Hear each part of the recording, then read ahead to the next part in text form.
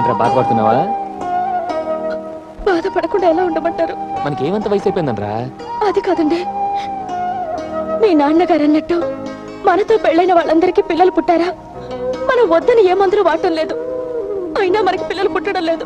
చూడు సీత, ఈ దేశంలో పెట్టుబడి లేకుండా పెద్ద శ్రమ పడకుండా పుట్టేది పిల్లలే. అంచేత నువ్వు అధైర్యపడకుండా ధైర్యంగా ఉండు. తప్పకుండా నువ్వు తల్లి అవుతావు, సరేనా? ఎందుకైనా మంచిది ఒకసారి డాక్టర్ దగ్గరికి వెళ్ళి టెస్ట్ చేయించుకుందామండి. అది ఆ పని చేయండి. అమ్మ నాన్న దొంగ నువ్వా? సిగ్గు లేకుండా మొగుడి పిల్లల గదిలో దొంగలా దూరి అంతా చూస్తున్నావా? నేనేమి చూడలేదు వాయ్, కళ్ళు మూసుకుని రన్నింగ్ కామెంటరీ వింటున్నా. ఏమిటి వింటాం? లూప్కి రాణి నిరోధక రాజా అంటూ ఫ్యామిలీ ప్లానింగ్ సూత్రాలు వల్లిస్తూ ఎర్ర త్రికోణం అంటూ ఎగురుతున్నారేమో టెస్ట్ చేద్దామని వచ్చా.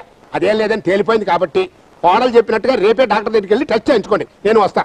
రండి రండి. వచ్చాం. ముందు డాక్టర్ బిలో.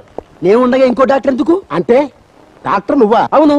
ఫేస్ చూస్తే చాప్ మందు మింగిన ఒబ్బసం రోగిలా ఉంది. నువ్వు డాక్టర్ ఏంటయ్యా? నాన్న, ఈ చుట్టుపక్కల పెద్ద పేరున్న డాక్టర్. అలాగా? ఏం పేరు బాబు? డాక్టర్ అమరం.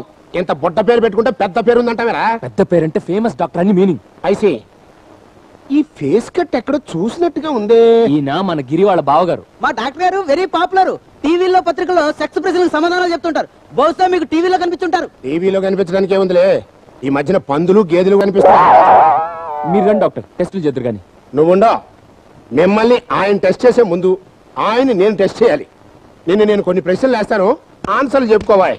అడుక్కోండి. ఆ మధ్య బెంగళూరులో కిడ్నీలు కోసి అమ్ముకున్నారంట. ఆ ముఠాతో నీకేమైనా లింక్ ఉందా? ఉంటే ఏ టైప్ లింక్? శ్రీదేవి మదర్కి మెదడు ఆపరేషన్ చేస్తూ కుడి పక్క కోయిపోయి ఎడం పక్క కోసారంట. ఆ డాక్టర్లకి నీకేమైనా కనెక్షన్ ఉందా? ఉంటే ఏ రకమైన కనెక్షన్? తర్వాత ఎంతవరకు నువ్వు ఎన్ని ఆపరేషన్లు చేశావు, ఎన్ని అబార్షన్లు చేశావు? నాన్న, మాట్లాడితే మీనింగ్ ఉండాలి. ఇక్కడ మనం వచ్చింది టెస్ట్ చేయించుకోవడానికి, ఆయన్ని టెస్ట్ చేయడానికి కాదు. డాక్టర్ మీరండి. Thank you. ఇదిగో జాగ్రత్తగా టెస్ట్ చేయి, లేకపోతే టీవీలో నీ ఫోటోకి దండడిపోతుంది.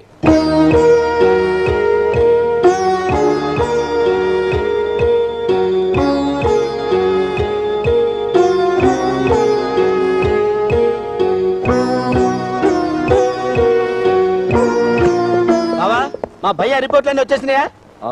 అన్నీ వచ్చాయి. అయితే ఆ న్యూస్ ఏదో త్వరగా చెప్పండి. ఇంట్లో మా నాన్న టెన్షన్తో చంపేస్తున్నాడు. ఫోన్ చేసి చెప్తా. చెప్పడానికి ఇది శుభవార్త కాదు శ్రీరామ్. అవును శ్రీరామ్, మీ ఆవిడ గర్భసంచిలో ప్రాబ్లం ఉంది. ఆవిడకు పిల్లలు పుట్టరు. అన్ని టెస్టులు కరెక్ట్ గా చేసావా, లేకపోతే వేరే డాక్టర్ చూపిద్దామా? అవసరం లేదు గిరి. ఏ డాక్టర్ దగ్గరికి తీసుకెళ్ళినా ఇదే చెప్తారు. ఈ జన్మలో ఆ తల్లికి అమ్మయ్యే అదృష్టం లేదు. అందుకే నువ్వు మళ్ళీ పెళ్లి చేసుకోవాలి. నాన్న, ఏంటి మాట్లాడేది? అవునరా, పిల్లల్ని కనివ్వలేని ఈ గొడ్రాలు నీకు పెళ్ళంగా నాకు కోడలుగా పనికి రాదు అంటున్నాను. అమ్మా అని పిలిపించుకునే మరొక ఆడది నీకు భార్యగా ఈ ఇంటి కోడలుగా రావాలి అంటున్నాను. సీత నా ప్రాణం, తను నేను ఎంతగానో ప్రేమించాను. కాబట్టి నువ్వు కోరుకున్న వెంటనే కట్ట కానుకలు తీసుకోకుండా పేద పిల్లని కూడా చూడకుండా నీ చేత తాళి కట్టించాను. కట్టించిన తాళిని మధ్యలోనే తెంపేస్తారా మావయ్య? తప్పంటావా? కాదంటావా? ఆడపిల్ల పెళ్ళం కావాలి, పెళ్ళం తల్లి కావాలి. ఆ శక్తి లేనప్పుడు తన తాళి తెంచుకుని తల్లయ్య మరో ఆడదాన్ని తెచ్చి తాళి కట్టించి భర్తను తండ్రిని చేయాలి. నాన్న, అవునరా, ఆడతనం లేని నీ భార్య వల్ల నా వంశం నీతోనే అంతమైపోకూడదు. అపుత్రస్య గతిర్నాసి అన్నారు. నా తల కొరివి పెట్టడానికి నువ్వున్నావు, నీ తల కొరివి పెట్టడానికి నీకు కొడుకు కావాలి. బిడ్డల కోసం నా భార్యను వదులుకోలేను. వదులుకోవాలి. అలా శాసించే హక్కు నీకు లేదు. నీ తండ్రిగా ఆ హక్కు నాకుంది. మా తాత మా నాన్న ద్వారా, మా నాన్న నా ద్వారా, నేను నీ ద్వారా ఈ వంశాన్ని నిలబెట్టావు. అలాగే నువ్వు ఒక బిడ్డను కని ఈ వంశాన్ని నిలబెట్టాలి. నువ్వు చెప్పినట్టుగానే మరో పెళ్లి చేసుకుంటే దానికి మాత్రం పిల్లపడతానికి గ్యారెంటీ ఏమిటి? దానికి పిల్లలు పుట్టకపోతే మూడో పెళ్లి చేస్తా, దానికి పిల్లలు పుట్టకపోతే నాలుగో పెళ్లి చేస్తా. అంతేగాని దీంతో మాత్రం కాపురం చేయనివ్వను. ఇంకా చూస్తావే, నా కొడుకు కట్టిన తాళి తెంచి చెయ్యి.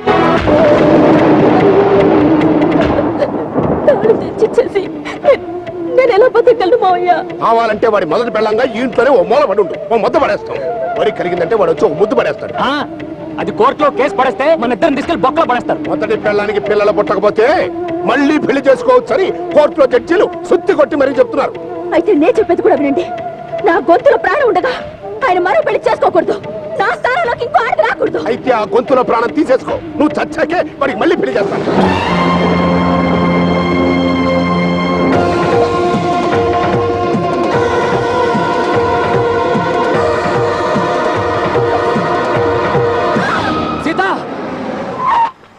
భయ్యా ఏమైంది?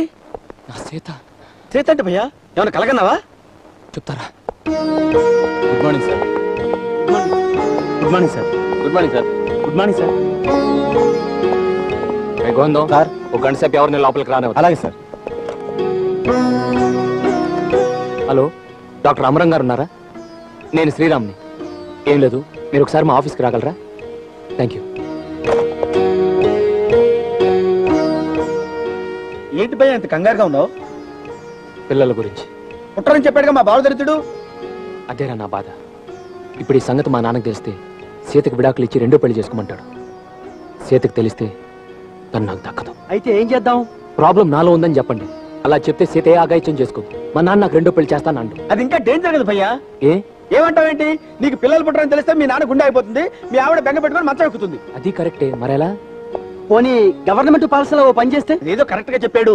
అది కాదు బావా, పిల్లలు పుట్టడానికి కీళ్ళలో చిన్న ప్రాబ్లం ఉందని, మందులు వాడితే ఏ ప్రమాదము ఉండదని వాళ్ళ నాన్నగారికి మిసెస్ కి చెప్పామనుకో, మొదట్లో కొంచెం కంగారు పడ్డా మెల్లగా సర్దుకుంటారు. ఆ తర్వాత వాడిన మందుల వల్ల ప్రయోజనం లేదు, కొత్త మందులు వాడాలి అంటూ మరి కొంతకాలం తోసేయచ్చు. వన్ ఫైన్ మార్నింగ్ మంచి ముహూర్తం చూసుకొని అసలు సంగతి చెప్పేశామనుకో, అలవాటు పడి ఉంటారు కాబట్టి ఏ ప్రాబ్లం ఉండదు. ఇది కరెక్ట్ ఐడియా.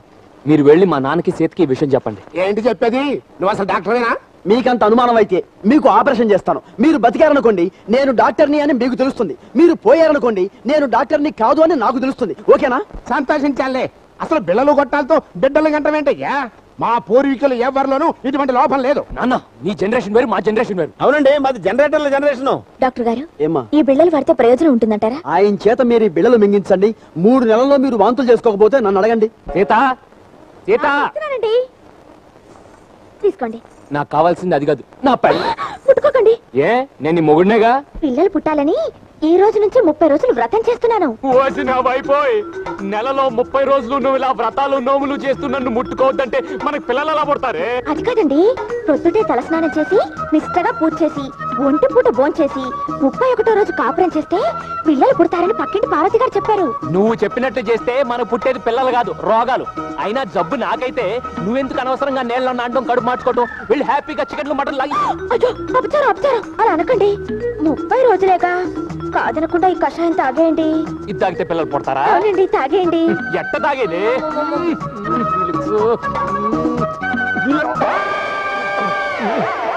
అదేంటండి ఫేస్ అలా పెట్టారు? మరీ చేదుగా ఉందా? అబ్బే, తీయగా తేనెలాగుంది. నాకు తెలియక అడుగుతాను, ఇది తాగితే వాంతులు వచ్చేది నీకా నాకా? మావయ్య, మావయ్య, మావయ్య, మావయ్య, మీ అబ్బాయి వాంతులు చేసుకుంటున్నారు. అబ్బాయి, కంగ్రాచులేషన్స్ రా కొడక.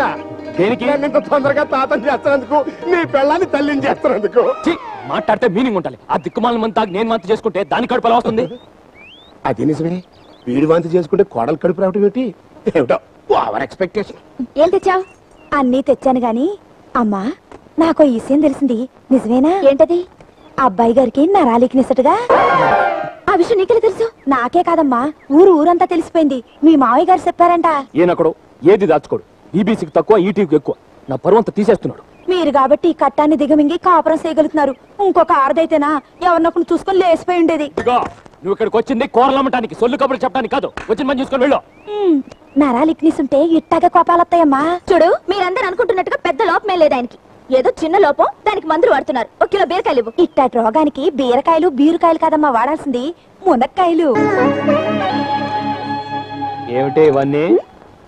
ఇది ములక్కాయ పప్పు, ఇది ములక్కాయ వేపుడు, అది ములక్కాయ మసాలా, అది ములక్కాయ సాంబారు, అది ములక్కాయ రసం, ఇది ములక్కాయ మజ్జిగ. ములక్కాయ నీళ్లు, ములక్కాయ అన్నం లేవా? అయ్యో, లేకపోవడం ఏంటండి, అవి కూడా ఉన్నాయి. ఈ దిక్కుమాల ములక్కాయలు నాకు పడవ, నీకు తెలుసుగా. అందుకే తమరు నన్ను తాతం చేయలేకపోయారు. ఇక నుంచి నీకు ఫుడ్ అన్ని ములక్కాళ్లే. ఇవి తింటే బాడీలో ఏ లోపం ఉన్నా పోద్దంట. లోపం పోతుందా, మనిషినే పోతానా? ఏమిటండి ఆ పాడు మాటలు?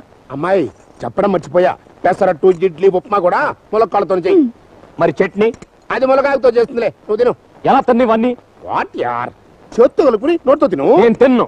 ఏవండి, నా కోసం ప్లీజ్.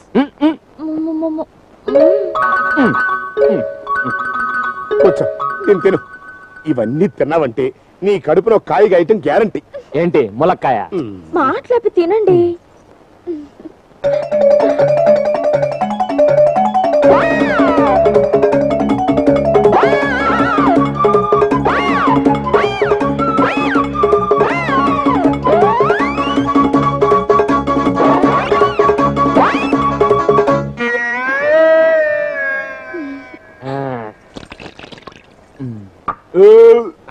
ఇంత అమ్ము తుడుచుకో నాన్న బాబు అమ్మాయి ఎట్టుంది